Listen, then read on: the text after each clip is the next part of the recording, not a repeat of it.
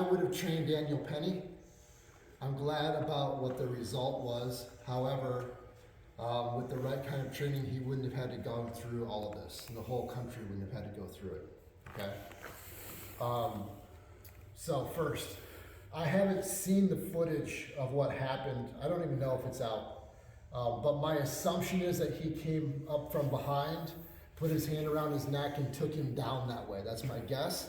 Or that he somehow got to his back and took him down into this position to get hooks in. I've seen some still photographs. And so a couple things I want to talk about with this. One, if we're going to go for this, we need to make sure that we're justified. And that was part of the question. Was he justified to go to lethal force? And how long did he have to hold on to the choke? I don't know what the circumstances were, so I'm not going to comment on that. It wouldn't be appropriate for me to do so, all right?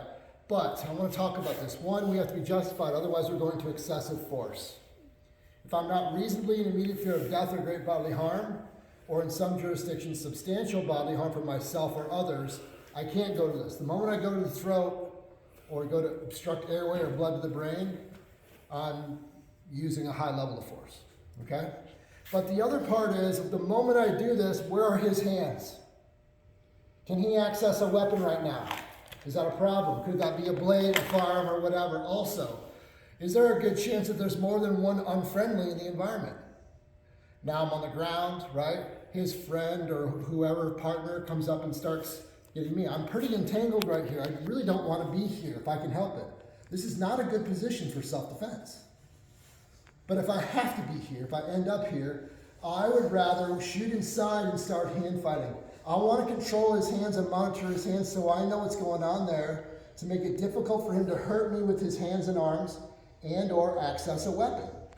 So I might go cross control. I might go seat belts. I might go half Nelsons or full Nelsons. I don't know. Usually I like to get to these double seat belts and get control here or some variation of it. Okay?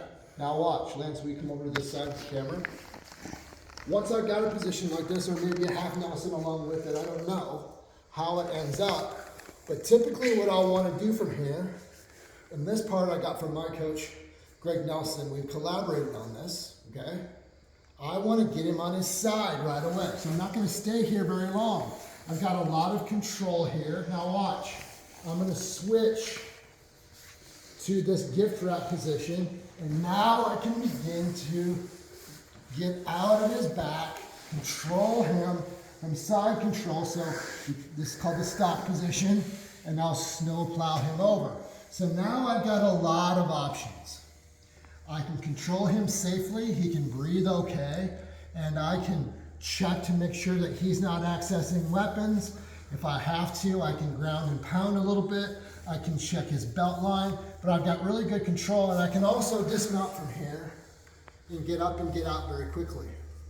So for those of you at home who are wondering, how could that situation have been handled differently? There's just one quick variation that could have saved a lot of heartache and headache, all right? Always easy to play Monday morning quarterback. I don't want to be that guy. But if we can take something simple and turn it into an opportunity for everybody else, then we're going to do it. Good?